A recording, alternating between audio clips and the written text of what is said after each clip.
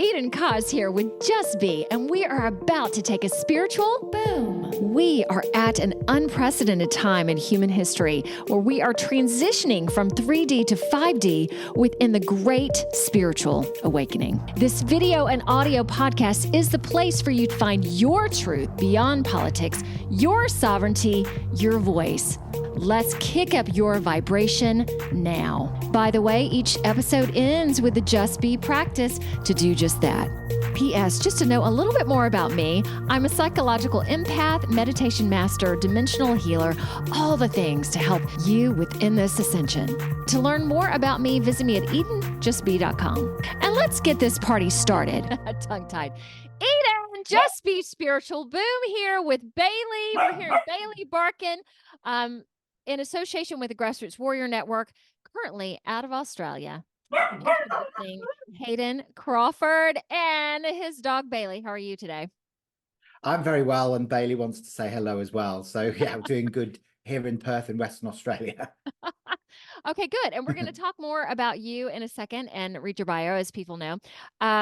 We are going to get into color therapy today, numerology, his Dreem Time Academy, among other things. And we just did a personal session this week. So that was so nice. I'm going to get to talk about that personally with you guys as well. And we have a follow-up next week also. And it really, really great because this was something new to me. Like I knew of color therapy, but I didn't know the exact ins and outs of it. So I can talk more about it as well. All right, a couple things to discuss before I read Hayden's bio.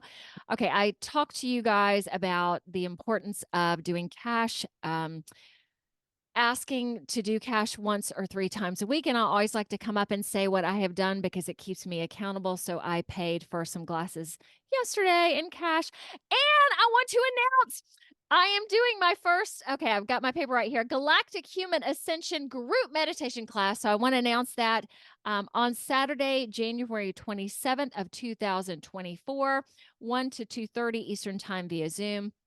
I will do several meditations in this class, probably 2 or 3. Each one will include the presence and divine work of ascended masters as well as galactic beings. Some people I will work with one-on-one. We'll just see. This is really new to me, and I'm very excited. Price $45, and to register, email me at edenjustbe.com to sign up, and then I'll share the Zoom link with you and everything else. Okay. Hayden, let's go into your bio now. Thank you, everybody, for listening. All right. So currently, just like you said, out of Perth, and I think you're originally from the UK. Is that correct? That's right. Yes, I'm originally from the northeast of England in a little place called Stokesley. Nice. Why did you decide to move to Australia? I'm going to go ahead and ask you that question before I even get into more. Well, I think that, a lot of it was down to me getting the effects of feeling sad in the UK. So I need colour in my life to be able to feel optimistic and, positive and energized. And in the UK, I just found that during the winter, especially, I was getting really down in the dumps. And so, yeah, when I first came to Australia, I fell in love. And it was mainly because of the colors that are here, the beautiful turquoise oceans and the yellow sand and the beautiful reds and greens of nature. Yeah, so it was an instant kind of love affair that I had with WA, but took me a long time to be able to get back, to emigrate. Hey, wonderful intro. All right, Hayden is a masterful guide on the mystical journey of the soul. I love that. He has traversed the realms of spiritual teaching, wellness coaching, color therapy, Reiki mastery, hypnotherapy, numerology, and bush flower essences. With over 2 decades of experience, Hayden offers a plethora of learning options spanning online courses, workshops, and spiritual retreats to empower seekers on their quest for cosmic consciousness. The essence of his teachings is rooted in the belief that vibrational medicine and transformational tools can help individuals break free from limiting beliefs, stagnant emotions, and patterns that hold them back from reaching their highest potential. Amen. His passion for next level energy healing is reflected in his teachings of modalities such as color therapy, Pythagorean numerology, and it is Yusu Reiki. Am I pronouncing that correctly? Asui. It's Asui, Asui thank Reiki. you. Yeah. Okay, Dream Time Academy was founded by Hayden in 2015, which that serves as a portal for individuals to delve into their inner wisdom, rediscover their purpose, and experience life with freedom and joy. Inspired by his Andromedan, say that for me. Andromedan. Thank you. Awakening. Hayden channels information from different star systems while creating content for starseeds, helping them to reawaken their starry origins and mission.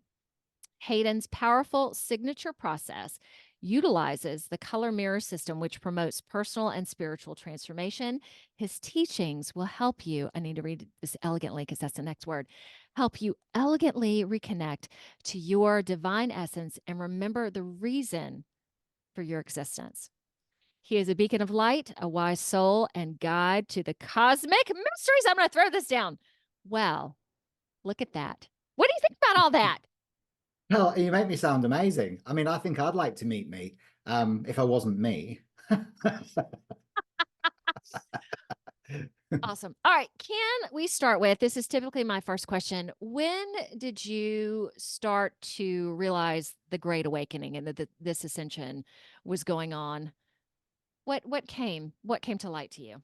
Okay, so it's funny. I was thinking about this when I was taking my dogs on a walk this morning, and I originally was going to say that it was actually during the time that I kind of left the corporate world behind, and I sort of moved down to the southeast of Australia to reinvent myself.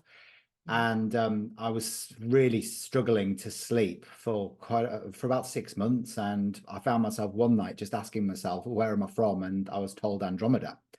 But then when I thought about it more deeply, Okay. I was like, well, actually, What even led you to ask that question? I have no idea. Like, I have literally no idea. Wow. Like, it was the most random thing, because I was dealing with a lot of shadows, because obviously I'd detached myself from my corporate world, which was my life, and put myself in a very vulnerable and scary situation. And of course, a lot of the old shame and the old guilt was resurfacing, of like how I'd lived my life prior to, this moment. And yeah, I just was like lying there going, well, where am I from? And this voice went Andromeda, and I was like, what even is that? It sounds like Doctor Who-ish, a bit Star Trekian. And I had no idea at that point, that this was a constellation and a galaxy. I Googled it really the next morning, and found out that Andromeda and Andromedan starseeds help people to rediscover their inner wisdom, and also deal with issues of self-love and self-acceptance and self-confidence. And by synchronicity, that was exactly the work that I had started doing with Dreem Time Academy.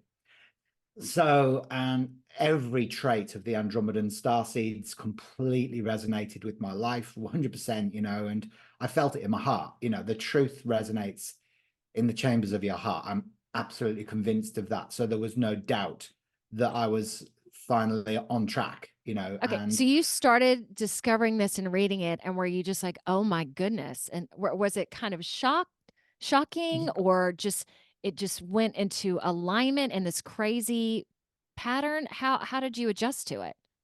well, it was the first thing I told was my husband, and I was just like, you're never gonna like Adam and Steve this. This is like one thing that is like, it's beyond coincidence, and I I was a bit shocked, yeah, of course, because it's such an unusual word, and I had to really hold on to it during the night as well to be able to remember it when I woke up, because a lot of words you get in the lucid state you forget. That's true. But I knew it was important, and that moment literally changed my life, because it was almost like the evolution on my series of mini awakenings that had happened prior to that point, because I've always been connected to spirit, and also I've always seen UFOs. My grandfather was a member of Bufora, which was the British UFO investigation association or something like that. It was like it was in my family. I remember him telling me when I was a kid that he'd seen cigar-shaped objects and saucer-shaped objects in the sky, and from the age of about 4 or 5, I'd be like, oh, I wish I could see that. And then, of course, I ended up having a series of close encounters, as well as seeing lots of lights in the sky, which has been continuous really for me. So I guess the awakening happened from right back then, but more prominently in a very real and, almost like guiding way when I had that Andromedan awakening, just as I was setting Dreem Time Academy up about 9 years ago. And okay, knowing that you've moved into Australia and it was delightful for you to talk about all the colors that are there, yet knowing that during this time, it's very oppressed there. With you being there, do you feel that? What's it like around you? I don't feel that at I all. wouldn't think you would. It's interesting how America perceives Australia, because it's not, when you're here, it's not like that at all. Like, I was actually Thank you. grateful when the COVID lockdown happened. It was Fortress WA where I live, and I was like, fantastic. This gives me a chance to be able to not, to actually stay at home and really focus in. My business took off during that time because a lot of people were searching for answers. The amount of starseed numerology reports I was doing, I had to hire the help of my husband to help me be able to get through them all, because people were just waking up in droves back in 2020, because there was a massive shift in consciousness, as people had time to themselves to reflect. They started realizing that there was more to life than their physical reality. And so that's why they call it, part of the 2020 awakening was the starseed awakening, and so we were guiding a lot of people through that process, not only through the reports, but also through retreats that we run, and through sessions as well, through regressions and all sorts. So we just saw a huge turning point, and particularly over the significant astrological dates, and like the Lionsgate activation portal, or the 1111, and the 22 sort of stuff as well that happened, the 12-12, 22, and all of those really significant astrological dates where big shifts were happening, because people being activated by new light codes. The DNA was being sort of transmuting to be able to hold more light. So more and more people were receiving information. And I was really grateful, for that period of break, of rest and reset in Australia that we had, because it was shut down. It was shut down and locked down in such a significant way, especially in WA. So it was a blessing. I always see everything in life that happens as a blessing, not a like it's problem. I don't see things as problematic. I always see the underlying story behind it, and I know that it's always for our purposeful good. So you talk about that being a period of rest for you, yet it sounds like you were incredibly busy. Yeah, it was very, very busy, but it was rest in the fact that I wasn't going out of the house. Got it. I didn't even go to the supermarket, so I used to send my husband off to go and do the shopping at Coles and stuff like that, because I just wanted that whole time just to almost disassociate from the world around me, but Wow. invest that time in helping people with their evolution of consciousness. So I became, I suppose, during that period, quite etherical and Yes. transcendental. I wasn't disassociated from the world around me, but I was more transfixed with this ascension process, and helping people where they've maybe felt stuck or fearful.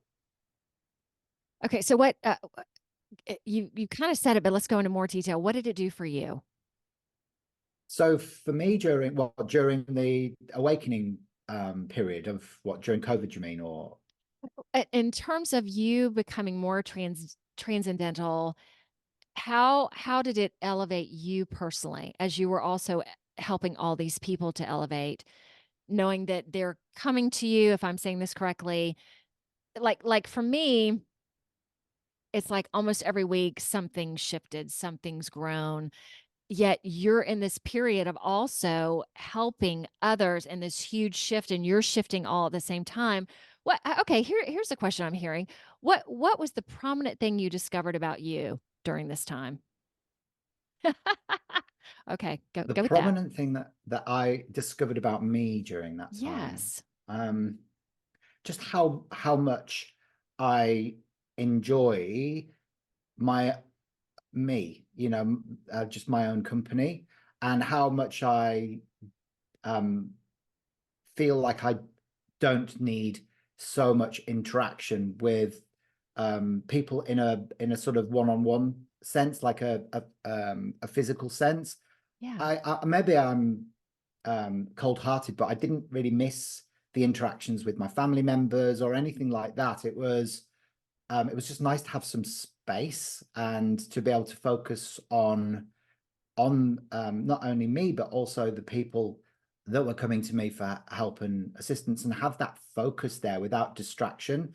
So I guess that I really fell in love with myself again, without the need for anybody else's validation or approval. Um, yeah, so it felt like it was a nurturing time for me to be able to almost get greedy with my I amness. I love that. I'm gonna sit with that for a second. That is really great. Do you mind then talking about, I know when you and I talked before, talking about experiencing the dark night of the soul, because I'd like for people who are engaged with us to know, when you talk about coming back into love with yourself, it's been a process. Do you mind telling us about that? Yeah, so it's been a long old process, and that's why I decided to write the book that I've just launched. It's an ebook called The Indigo from Andromeda, because it details all of the trials and tribulations that I kind of have been through, really from a very early age. I'm not playing the role of the victim here, but along my path, I have played that, Mhm. a part as well. So I've found myself homeless in Sydney. I have, been in situations where I've lost people close to me. I've also found myself, um, having to struggle with coming out and owning my sexuality. I've, I've literally been asked to leave Australia and been banned for 3 years during, my working holiday visa when I first came to Australia. I've worked all over the world in different countries, and I've always attracted, sort of difficulties and challenges in order for me to be able to learn. And it's interesting because I was thinking about this the other day. I'm a ruler. My day number is a 16, and that relates to the tower in traditional tarot. And that's an explosion of old structures in your life for a consequent clarification. So in numerology, we look at karmic numbers, and 16 is a karmic number. Both me and my husband were born on the 16th of October, and we both learn through sacrifice. So I have to kind of learn the hard way. So I have to learn through my own experiences, and often it's like going through the dark night of the soul and heart. Um, but I always find that in hindsight, when I look back, the lessons that I learn have kind of propelled me exponentially along my ascension journey, and they've given me insights that I maybe wouldn't necessarily have been had access to, if I hadn't experienced it in such an explosion of old structures. Yes. Tell me then how, knowing that you Reiki, hypnotherapy, how did each of those practices come to you? So Reiki happened when I was working as a holiday rep in Benalmádena in the Costa del Sol. and I had really severe back pain. As a holiday rep, I was always carrying a really heavy bag full of all this repping stuff. And I think that it had tweaked my lower back. And also because during that period as well, it was survival, really. I was in survival mode. I'd left Australia, and it was during that period of not being able to go back to Australia that I became a holiday rep. So I was in survival mode. My mum and dad had separated. My mum had remarried an Australian, and I didn't feel like I had a home or support from anywhere. So my lower back went. And I met Julie O'Rourke, who became my Reiki master, initially just for a Reiki session, but I found that the pain in my back instantly went when I'd had my first session. So I thought, look, I've got to look at this even further. So she ended up giving me my attunements for the Reiki 1. And then 6 years later, we re-met back up with her in the UK. And she gave us our Reiki 2. And then 6 years after that, I did my mastership in Western Australia with a guy called Nigel May. So it was a long time really for me to be able to step up into the role of the teacher of Reiki, because I wasn't ready for it up until that point. So 12 years it took me to kind of graduate. And since that point, I think I've attuned 18 Reiki masters in WA. So the network of, sort of energy healing has spread out exponentially in this, in WA. So I feel really grateful that I've had that opportunity. And I guess that the hypnotherapy came in as a byproduct to learning the color mirrors, because I needed a tool to be able to do the inner work once the person has used the mirrors, to be able to discover their limiting beliefs and subconscious patterns of behavior. And, okay, so go ahead and explain the color mirrors. So the color mirrors is a sequence of 87 different dual colored oil bottles, like this one here, which is called duality. And they reveal to us our gifts and potential, but also the areas in which we're ready to start healing as well. So colors shine back to us this information, and our subconscious understands this, even if we don't consciously recognize it. So in a typical session, I would ask a series of questions, and I would then ask my client to pick out colored bottles that relate most to the answer to the question. And then I would read that as a collective and then individually. And through that process, you can really see, if that person's in victimhood or living in fear, what the fears are, and so you can then identify what the problem is and the action steps they need to take, and also what their highest potential is. And then from that period, I would then use hypnotherapy to be able to ask the person more about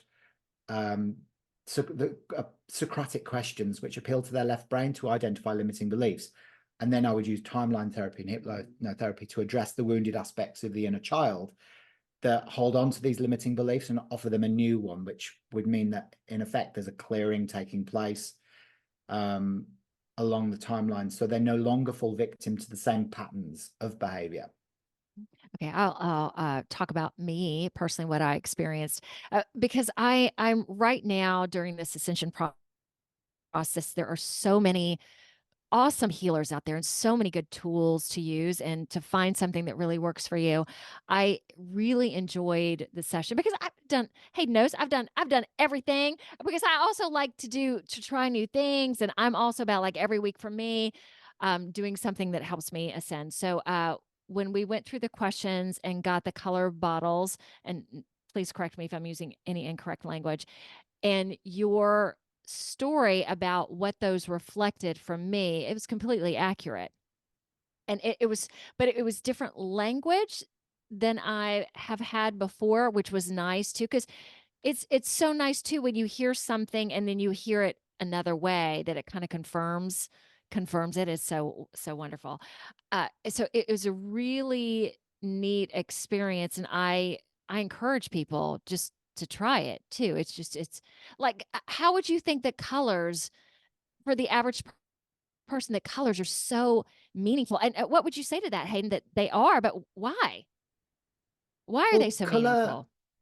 because colors reflect back to us, because they're a mirror to the soul.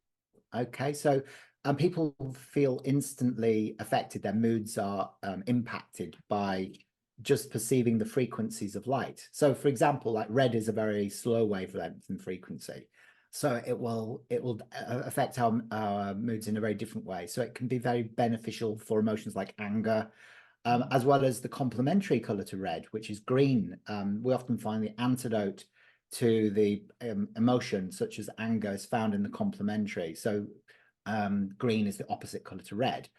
So, and it goes back to the cell cones on the back of the eyes. And, we've got three different colors, the primary colors, red, yellow, and blue.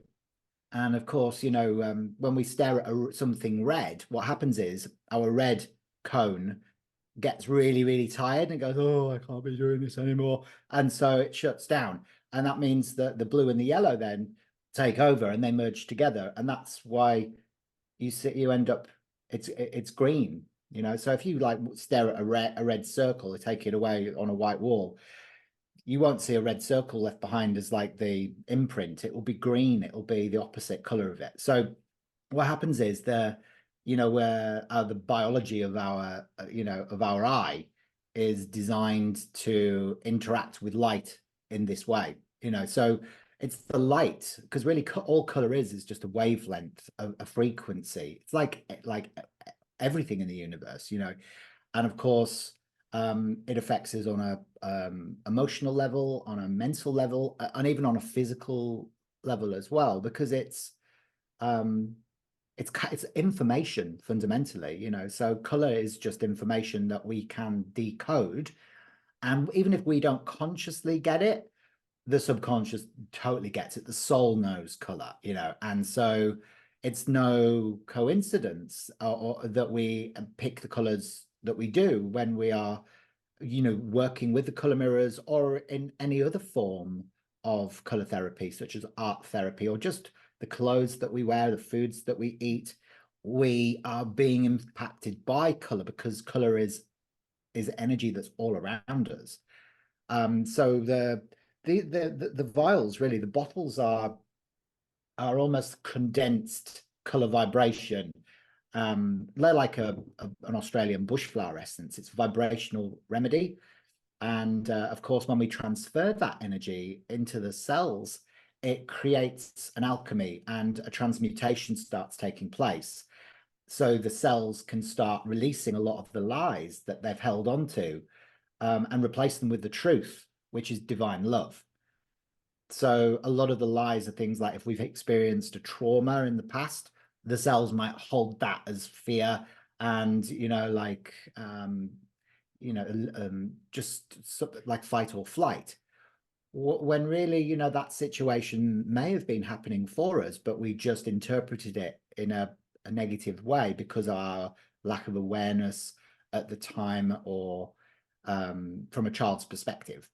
So color kind of is straight from source, and it will just transmute all of that old story stuff and replace it with the truth. So your whole body is able to relax, and the soul is able to take the body to where it wants it to go. Oh my gosh, so nice. Okay, going back to hypnotherapy, seeing at least that all of these practices have beautifully combined into what you're doing. So it's not just, oh, I'm using this. It's like everything came together to create what you're doing. Is that accurate? Yeah, it Okay. is.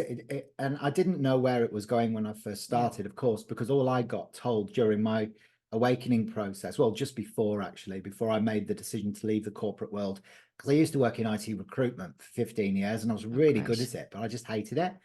And when I went in, I was like, what am I supposed to do? Like, what am I actually supposed to do next? So I knew that I was living someone else's life Yeah. with that. And all I got told, like, because I wasn't particularly good at channeling back then, I'd get in flashes of inspiration, but I heard color. You've got to work with color. And so I was like, okay, what does that mean? Right, Do I have to exactly. become a painter? So Yeah. I actually, that's what I thought I had to do. So when I left the corporate world, we sold our house in Mandra and we headed down to the Margaret River, and we just rented a house there. We were there 4 years. And during that time, initially I started putting together an exhibition, and I painted all these cosmic landscapes, and I was actually receiving imagery of galactic beings. So I was painting these half cat, half humanoid beings and these cosmic landscapes. But of course, as soon as I put the exhibition out, nobody bought any of my paintings. And I was like, because no wonder, because people weren't ready for a lot of it. And I didn't even like them myself, to be Oh, honest. right. But it was a catharsis, like I had to go through that. But then I was like, well, okay, then I've thrown, everything away, and I'm listening to your guidance, and I thought you wanted me to be an artist, and I'm not fitting in down here, what's going on? And they just said, look, keep on going, keep on going, keep on learning. So I Okay. started exploring the Australian bush flowers in much greater depth. I started then really investigating numerology through the doctrine of signatures and the So number were of those petals in the pointed flowers. were they pointed to you like, here, look at this? Or how did you connect with your heart in terms of, well, what's bringing all this together? Okay, can you explain that a little bit?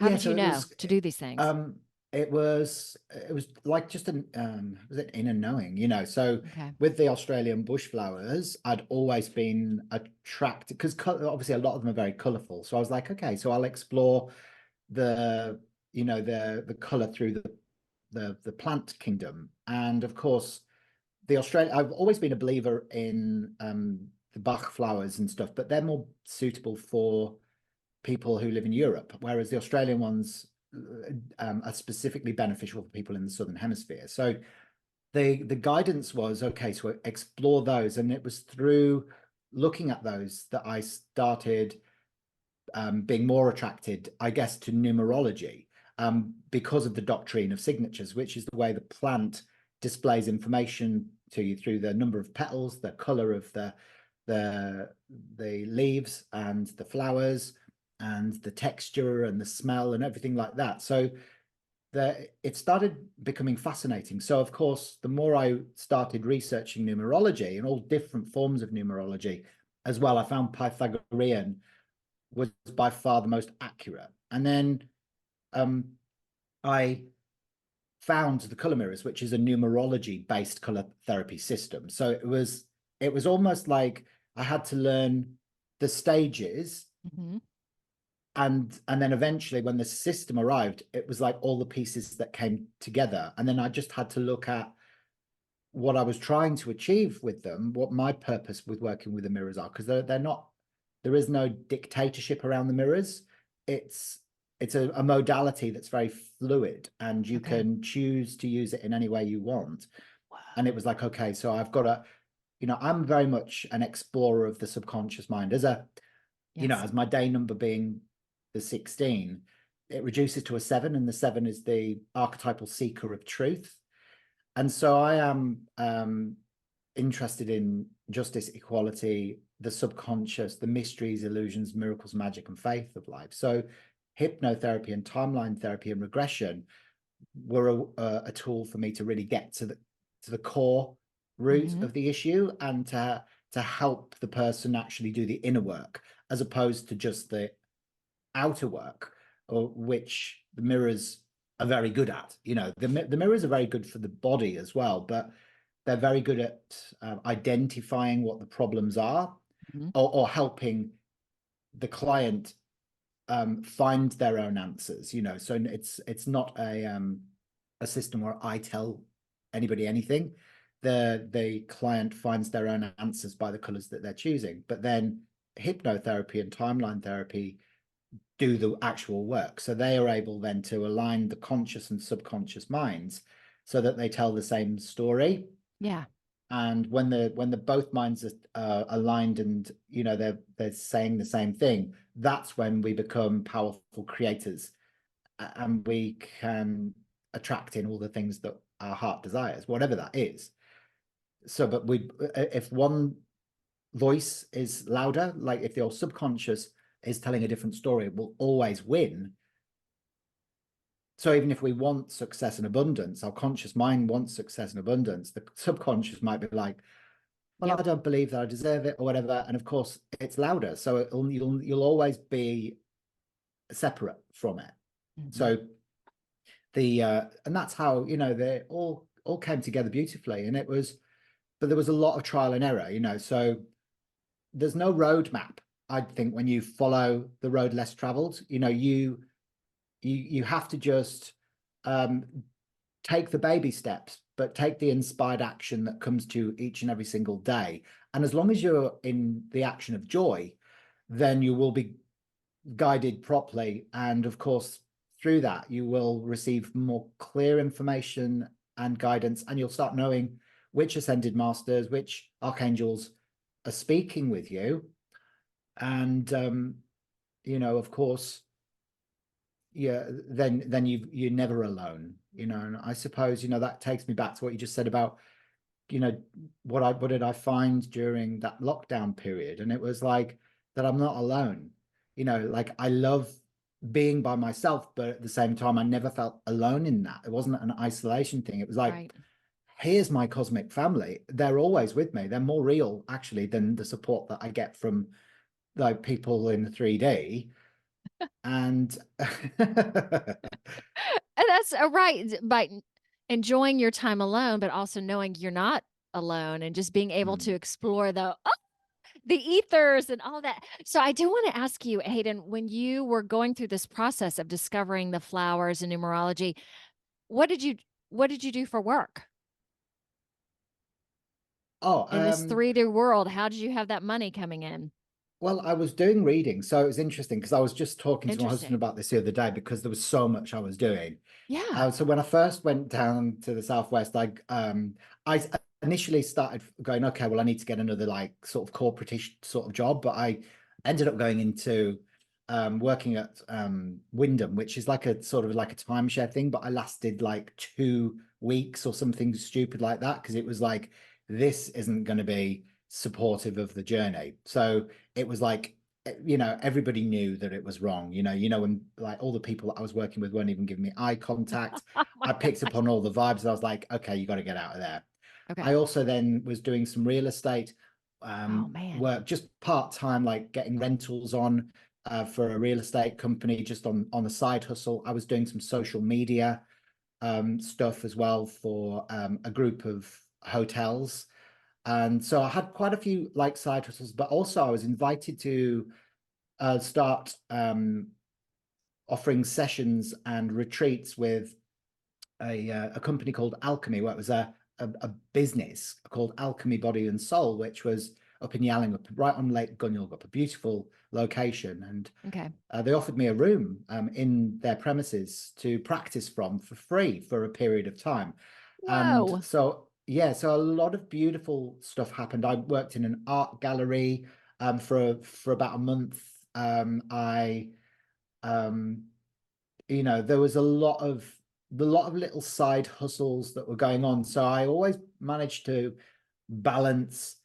And also I was reading cards as well behind like this big turquoise curtain in the Blue Buddha in Bustleton on a Saturday. So I'd sit there sometimes the whole day waiting for people to come. Okay, wait, I'm trying to picture this in my head. Say it again. What were you doing? So I was working as a psychic intuitive because we were sitting in a cafe in Bustleton when we first got down, and it said, oh, we're looking for psychics to come and join the team on a Saturday. So I was like, oh, well, I haven't done this for ages because I used to read cards when I was in my teens. No, wait a minute. Holy smokes. Okay. All right. So okay, go ahead. I got it. Yeah, so and so I was like, well, I'll go along and have a look. So the woman that I met, Joe Watkins, she was called. So I'm still in contact with her now. She looked at me and she was like, okay, you can come and have a trial. And I had to do like a reading for one of their members of staff. And anyway, blew them all away. And they were like, right, you can come in and start working here on a Saturday. But it was a really primitive way of being able to, i.e. make extra money, but also, during that, I was there 2 years, I think, in the end. Every Saturday I'd go in there and wait for people to do readings for, and I would initially connect with them with numerology, but I'd also use tarot cards as well. My psychic, intuitive abilities really Really skyrocketed. And increased. oh, massively, you know, because I they'd believe laid it. dormant for years whilst I was working in corporate, because I'd shut it all down. And then all of a sudden I was receiving names, and, Wow. you know, I was getting really clear information. I was seeing women coming in, and they would see them. I'd say, oh, congratulations, you're pregnant. And then I would look again, and they wouldn't even like have a bump. And they'd be like, what are you talking about? And I'm like, and then a few months later, they'd come in, they'd be like, you told me I was pregnant before I even knew, you know, and there was all sorts of weird stuff that was going on. I was like, God, is this even really happening to me? Because, you know, it was very, very interesting time, you know, so there was a lot of these side hustles going on. But at the So same I would time, say I a was lot of building. support and growth, right? So being supported, yet also giving these opportunities that would grow you Yeah, into this work. yeah. So neat. How trusting were you of all of it? It got better Um, as time went on? So initially, yeah, not very trusting, because, you know, Mark would say to me, my husband, he would say, oh God, there you are, you're doing your little Lord Fauntleroy, your little Rumpelstiltskin. Because whenever things wouldn't go my way or I'd get frustrated, I'd do a little paddy pants thing, like, ah, you know, and it'd be like, and sometimes I'm like, well, nobody's helping me. Why is nobody helping me? You know, and he's like, that's your victim story, you know. Why do you need people to help you all the time? You've got to figure this out yourself. And it was harsh but true, you know. Yes. And I'd be like, okay, yeah, I'm on my own, you know. No knight in shining armor is gonna come and help me. I've got to figure Mhm. this out myself. And so it did get easier to have faith, but the penny really dropped when I let go of control. So when I stopped trying to control things or convince people, or, you know, because a lot at the beginning I was trying to prove myself, in these. I'd be part of the Southwest Holistic Health Practitioners Network, where a lot of mainstream doctors and holistic practitioners were coming together to do an event every year. And Mhm. we'd have these bi-weekly meetings, or whatever, monthly meetings. And of course, a lot of them were talking all this, you know, sort of medical language. Uh-huh. And I would go along there, and I'd be like, oh yes, and I do color, you know, and I'd feel like really like down on myself, and like an imposter syndrome, like the work that I was doing wasn't important. So I was trying to, in a way, during that period, I found like I was feeling like felt everyone was judging me for what I was doing, but I was judging myself as well, quite harshly. And yeah, so I had to kind of detach myself from that environment, and that's when we moved back up to Perth, so that I could just go, right, this is a clean slate, this is my space. I've got to start living in faith that what I'm doing is enough to be able to help the people that I want to help, you know. And, Ah. you know, and from that moment, that's when everything really took off, in so many different ways, you know. So you have to let go of the control of how the outcome needs to look, Mhm. and just throw it over, keep throwing it back over to your team, and they will. And I'm not talking about your digital agency team, because I haven't got one of those, but your spiritual team, you know, The and they will spiritual team. always show you the way, of what the next step is. And it's really simple, really, because all you have to do is just say yes and turn up to things you get invited to. It's like, you know, this podcast, for example, you know, you contact me, I'm not going to turn around and say no, because this is what I call divine intervention. You know, when people reach out to you out of the blue. And, you know, I must admit, like, over the years, like, and I've been going with Dreamtime now for 9 years, I've only really had a handful of people reach out to me personally. So I've never really had a lot of interest, from, you know, like, you know, the leaders in the industry and all the rest of it. I get very underestimated and overlooked, but that's okay, because it's just where I'm supposed to be right now. So I always say yes when somebody shows any interest, in the work that I do. And I love that, you know, because it's, you know, I think color therapy is one of those modalities that there's a lot of education still that needs to take place around its benefits. People think it's, woo-woo, a bit airy-fairy, like it's not really any meat on the bone.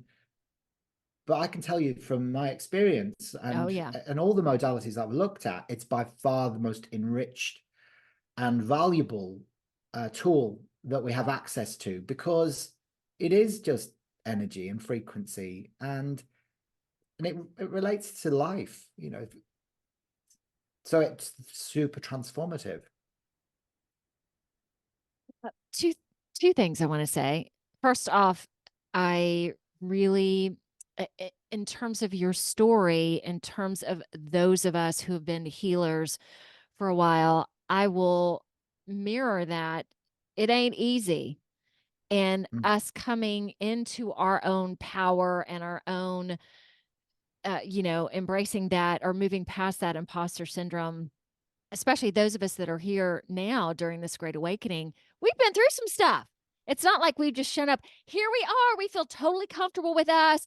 We feel totally comfortable with our gifts. It's been a friggin' process. And just like you said, I mean, I've been told before I'm a devil worshiper. I work with the devil. Growing up in South United States, where this was considered so woohoo. I was considered a tree hugger, going through all of that. And now, like I was assumed for both of us going, no, what we do is good. It has value and it heals people. Oh my gosh, it's important.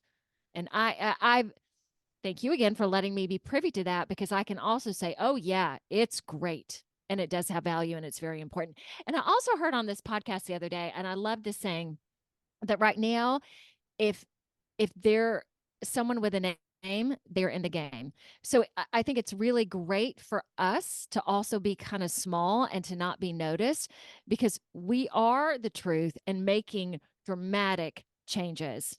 And we are the truth. We are the truth. Okay. Oh, I had to say that.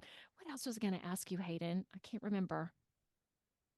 No, I Ah! like that though. That's absolutely right, because sometimes you do end up feeling like because you're not you're not like sort of mainstream within this arena, that it's somehow there's something that you haven't got right, or there's something about you that's not engaging, or that or whatever it is.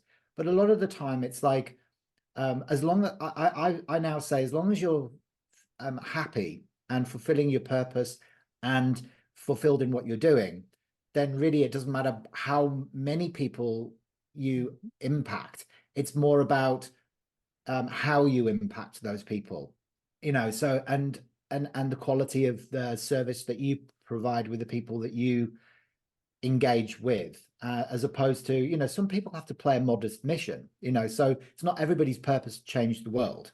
It's sometimes it's like, okay, your role is more of a support kind of operative.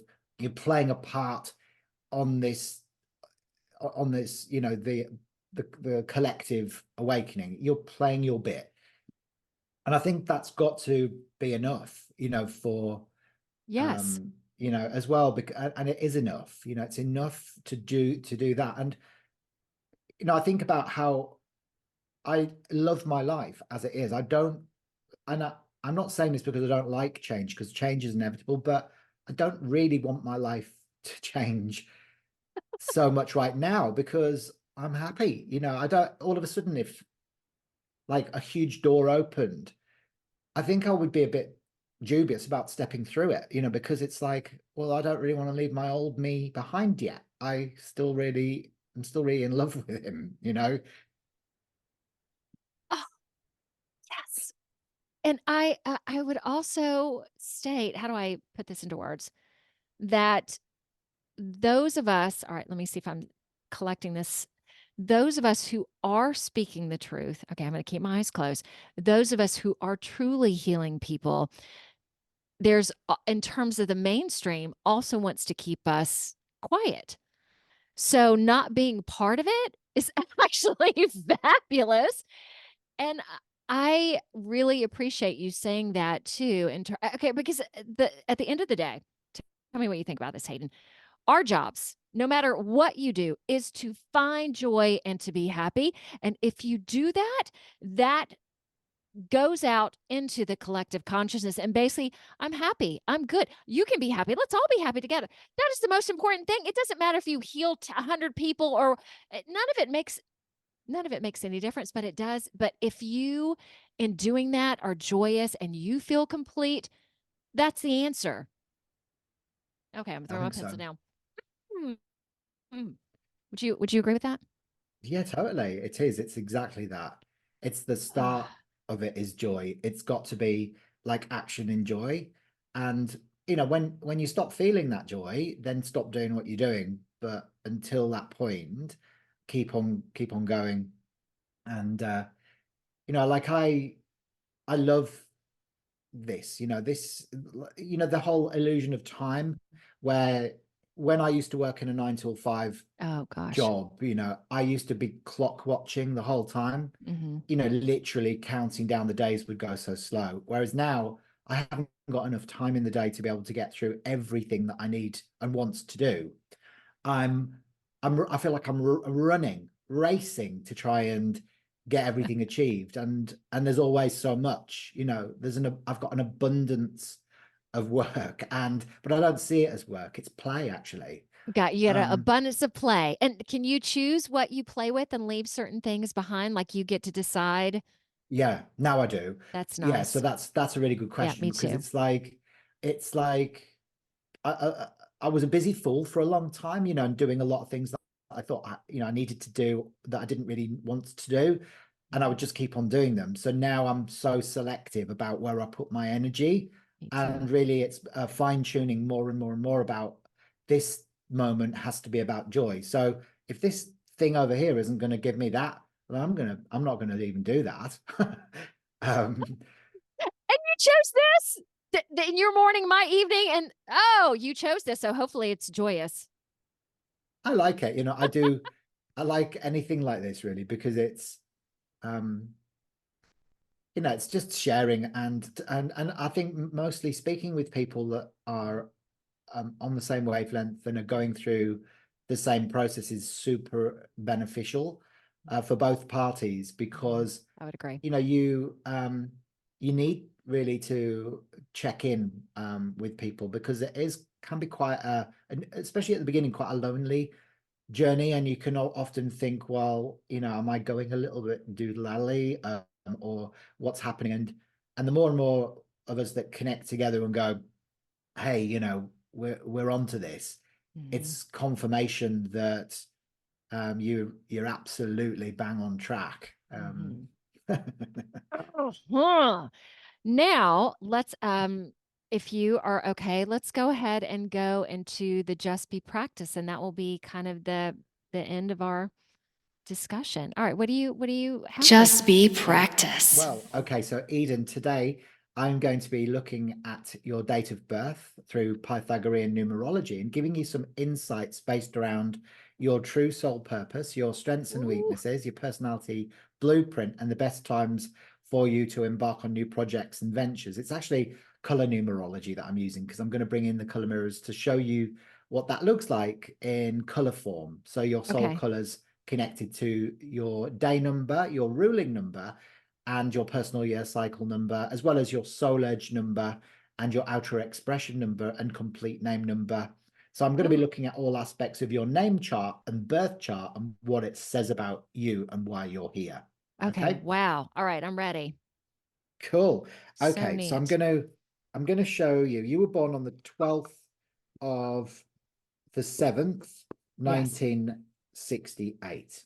All Yes. right. So what I'll do is initially I'm going to draw up your birth chart and show you what that looks like. Okay. So here we go. All right. So this is what it looks like. Okay, and for those of you all listening, how would you describe that? Okay. So what I've done is I'm looking at Eden's date of birth, which is the 12th of July, 1968. And I've drawn out what looks like a noughts and crosses grid, but instead of using noughts and crosses, or tic-tac-toe, I think you call it in America. Okay, so December 7th, 1968, not July. Oh, right, you're December the 7th. Yes. Okay, so you do it the other way around. Okay, so you're the 7th of... Oh, got it. Okay, yes. Yeah, that's fine. It's something that I always ask actually when I'm doing my lives on TikTok, is like, if you're in America, please can you put it as day, month, and then year? Okay. So yeah, so this is how it looks for you. So what we do is we put the numbers within the grid. Okay, so each number lives in a certain point of the grid, always in the same. So if you've got any numbers repeating themselves, they will live in the same part of the grid. So this is what's called a Pythagorean numerology birth chart. So what we can see from this is you've got a day number 7 because you were born on the 7th. So you're the same as me. You know, I was born on the 16th. That reduces to the 7. Yes. So we're both, you know, this is what, you know, that a lot of the time the 7s love to explore the deeper meaning in life. They like the mysteries, illusions, miracles, magic, and faith of life. So they love exploring the subconscious mind. So this is possibly why you're doing what you're doing.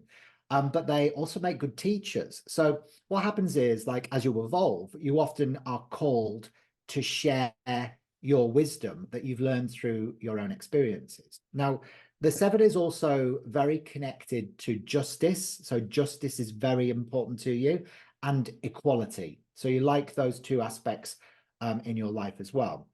So you are the archetypal seeker of truth. And I'm holding up a bottle now, which is bottle 7 in the color mirrors, which is pale turquoise on the top fraction over deep turquoise, which is on the bottom fraction. Okay, so this color turquoise relates to communicating your heartfelt truth, because it's the color of the upper heart chambers. Now, this bottle in the color mirrors is called Neptune, and Neptune was the Roman god of the sea, or the king of Atlantis. So what I often find is people with the day number 7 is that they have past life or parallel life connections to Atlantis. So it might be that they were existed at various points on the Atlantean timeline, and that they learned a lot about crystals or energy healing that can resurface for them within this incarnation, within their current incarnation. So there's this beautiful vibration of the 7, which is magic, really. 7 is a magical number, which aligns to the ascended masters as well. And of course, Saint Germain, who was the Chauhan of the 7th ray, the violet ray of transmutation. So we can see that this 7 energy is a huge part of your journey, okay, as it is mine. But fortunately, yours doesn't carry that 16 energy that we spoke about before that mine does. So you don't always have to learn through sacrifice like I do. Okay. We can also see from this as well that you are a ruling number. You're a 7, 8, 9, 10, 11, 28, 29, 36. So 9, 10, 18, 19, 24. 31, 32, 33, 34. Yeah, so you're a ruling number 7 as well. So whenever your day number and your ruling number are the same, it amplifies and compounds those characteristics within yourself. So a lot of the time people have different ones, but whenever you have them the same, it's like saying, wow, there's a massive spotlight on this number 7 for you. So it becomes even more dominant within your personality blueprint and your purpose, your soul purpose. So you're here as a spiritual teacher. You're here as a very sensitive, you know, sort of wise energy healer, and you know, things like justice, equality. So a lot of 7s actually get drawn into the judiciary services or legal practices, because it's very important that they have justice and equality within their life experience as well. And often, you know, because 7 energy, the turquoise vibration is very Aquarian. It relates to technology. So communicating your message through technology, i.e. podcasts, social media networks, broadcasting, those sorts of things as well. So your message has to be, you've got to teach people by getting your message out into the world, is the big emphasis within your numerology. We also can see here as well, because you've got the 7, 8, and 9. So on the active end of the birth chart are the numbers 7, 8, and 9. and it creates an arrow like it would in tic-tac-toe if you had 3 noughts or 3 crosses in a row. Now, this is called the arrow of activity. Now, this is a suppression of nervous energy that you have. So it means you're always on the go. You're always here, there, and everywhere, doing lots and lots of different things. And your big lesson is you need to learn to slow down a little bit. So surround yourself with people that are a little bit more zen than you are, a bit more chilled out, because they Okay, will Hayden, do you know serve what as... my company's name is? No. My name of my company is Just Be. And the woman that I work with, she's like, "Oh, Eden, look what you named your company." Yeah, so exactly what you're saying. Okay, Go so ahead, please. all right, okay. So it's almost like, is that like a reminder for you to just be, Yes. because you're always doing? Yes. Yeah, yeah, this is it. But you see, this is like your central nervous system, Eden, is on steroids. So this is why you're kind of frenetically always on the go. So by surrounding yourself with people that are more chilled than you, they will serve as reminders that it's okay for you to do the same thing. All right. So you've really got to learn to just, to slow down. You like being in control. A lot of the time, surrender is the antidote to control, and faith as well. Embroiled within the turquoise vibration is faith. This is all about living in faith. So it's what we spoke about earlier on, about when did you start living in faith, as opposed to when did you start trying to control the outcome. And this is where things change, and you'll notice a huge shift when you just hand it over completely. Yeah. Because this is part of your lesson, is to trust, have faith. Now, you've got beautifully balanced communication skills as well. Now, the way I know that is because you've got 2 1s and 1 2. So the 2 is your sensitivity and intuition, and your feminine aspects are perfectly in balance. So you've got really good gut first impressions of people. The 2 1s that you've got is your communication, your male energy. The 1 is male, the 2 is female. So this means that you're a good talker as well, but you don't like just talk about yourself all the time. So this is why you're a good conversationalist. You listen as well as ask intelligent and emotionally intelligent questions. So again, it's a real strength, your communication. You also love your home and family, because you've got the 6 there as well, which means that you love being creative at home. This is probably why you do your podcast from home. You like doing your creative stuff from home. But sometimes you can be a bit of a worrier, maybe a little bit of anxiety when you're living negatively, because remember that all colors and numbers have both positive and negative connotations. So, the negative aspects is when we're depleted, when we're feeling down in the dumps. We can be impacted by the negative attributes of those numbers that appear within your birth date. Okay, so very powerful. Now, at the moment, because we travel in 9-year cycles in numerology, and we go through kind of peaks and troughs during that time. So there are times where it's best to make changes in your life, and other times where it's best not to. At the moment, you're in your personal year number 9. So you're right at the end of your 9-year cycle. So hold off making any big changes in your life until next year. You might feel more drawn to move house, change jobs, or even change relationships from around about December this year. You might find that you go, okay, so I really need to, move from where I'm living. I need somewhere bigger or smaller. Or you might go, oh, even a relationship that's outgrown its, sell by date, you go, right, it's time to move on from that. So this year, you're going to be called to do more of your humanitarian work, because the 9 is the healer, the 9 is the humanitarian. Okay, my ruling number. You're in that year at the moment. So this is about you giving more, being involved more, being of service to humanity more, not making those big changes within your life, because fresh new spring rebirths will come in for you next year. So that's just the information that we're getting purely from your birth chart. And I'm only just wetting your whistle at the moment. There's so much more that I can get from that. And that's what I put into my starseed numerology reports, you see, for people. They go right into the birth chart, the name chart, your galactic origins through the position of your sun in your natal chart at the time that you're born. And where it's either conjunct or opposite reveals to me where your soul has had the opportunity to incarnate on the earth plane from. So fundamentally, it would reveal whether you're from Arcturus or Andromeda like me, or Lyra or Sirius, Alpha Centauri, or, one of a plethora of other constellations and galaxies out there. So the stuff that we're doing is really decoding what I call the language of light. colors and numbers don't lie. It's people that tend to lie. So you can get very reliable, accurate information from this. Now, your name, Eden, it carries the Yes. vibration of 3 5s. So, How do you know that?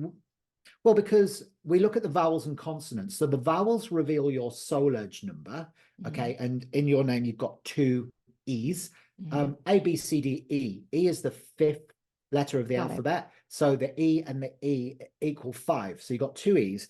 And then also you've got the N. So when you get to Z, then you also then go back to you go back to 1 again. So it kind of goes like 1, 2, 3, 4, 5, 6, 7, 8, 9, 1, 2, 3, 4, 5, 6, 7, 8, 9, 1, 2, 3, like that. So the letter N is also a 5. So what we can see here is that you've got 3 5s that appear within your name chart. And the 5 is the center of the emotional plane. So it's the heart.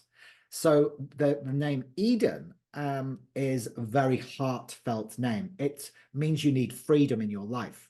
You need to express yourself freely. It's a driving intensity, actually, that 5 vibration. So it looks like that. So you've got 3 5s which sit in the center of the emotional plane. The 5 in the color mirrors is called Mercury, which is green over green. So this is a very beautiful heart sort of vibration. It's kind of the heart before it evolves into pink. When it becomes unconditional, it turns pink. But the green vibration is about space. So the name Eden is saying, I need space. I need space. I need freedom. I need communication. I need versatility. This is what it's all about. But also, you can see you've got these negative arrows that appear as well within your name chart. So you've got the arrow of poor memory, which appears there, which is no numbers on the physical, on the mind plane rather. And so sometimes it's hard for you to retain information. But saying that, your name chart has the 6 and the 9, which are on the mind plane. So it's not such a big issue. And we can also see you've got the arrow of passivity as well, but you see your birth chart has the arrow of activity, which means that you've got the 7, 8, and 9 on your name chart. So that counters the negative impact of you having the arrow of passivity on your name chart, you see?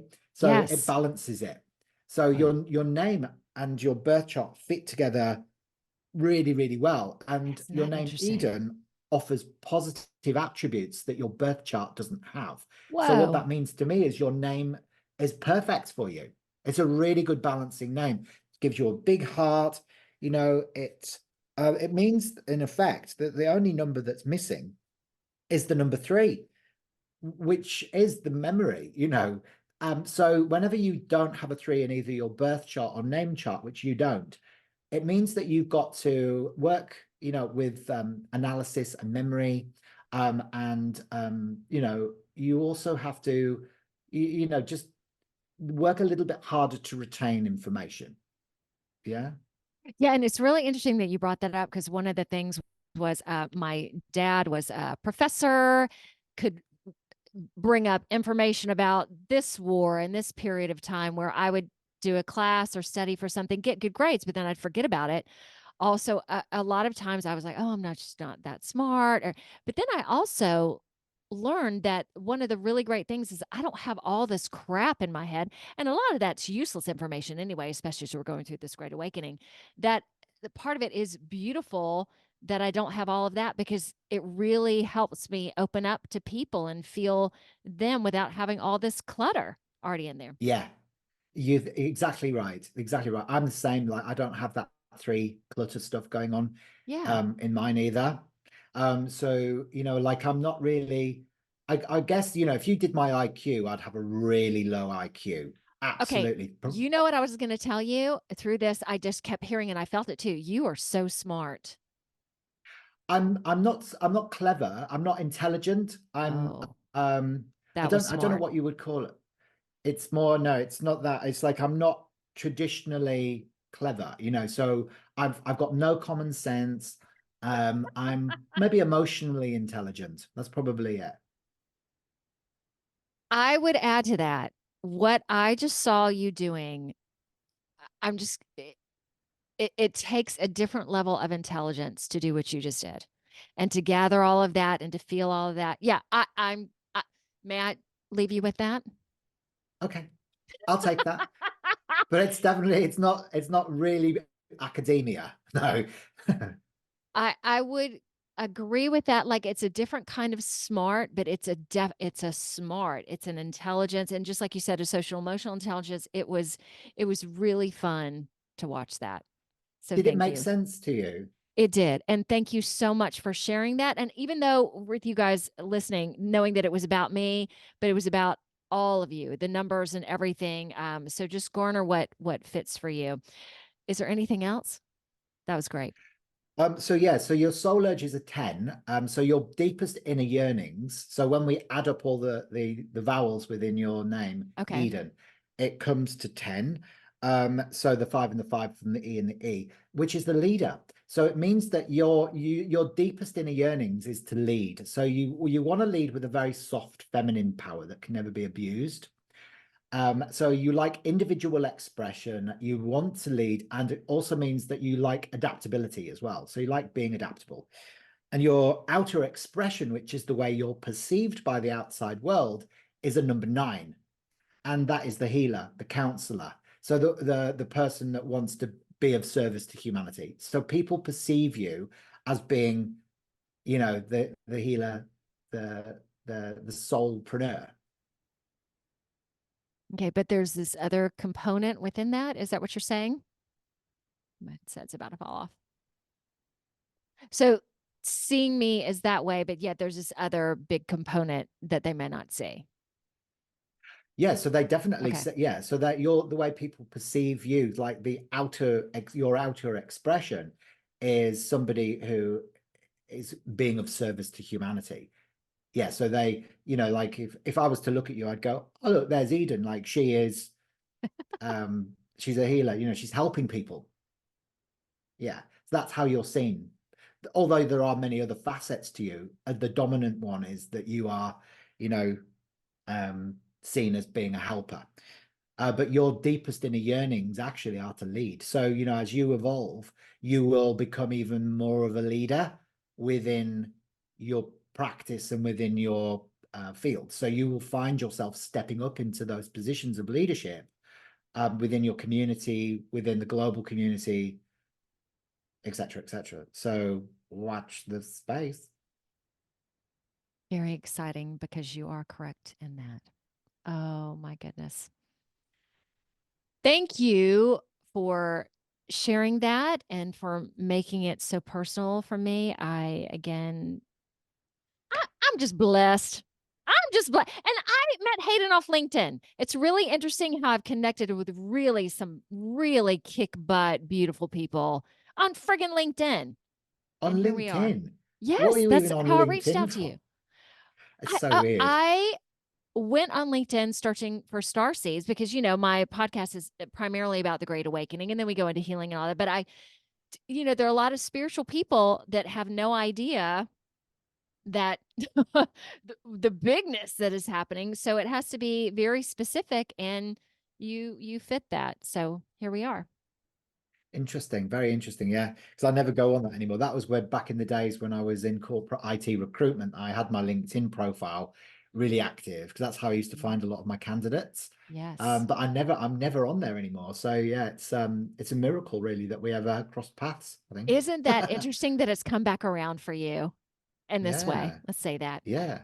All right, y'all. This was such a pleasure, Hayden. Thank you so much for disclosing so much personal information about yourself and talking about color therapy and all the other practices you have.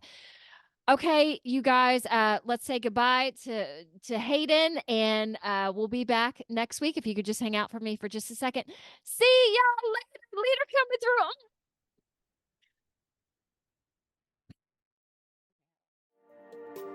You are here. Awesome. Connect with me via Facebook, Instagram, LinkedIn, Truth Social, and you might be watching this on YouTube, BitChute, Rumble, or listening to it on Apple Podcasts, Google Podcasts, any of the 19 audio directories. Please connect, comment, subscribe, like.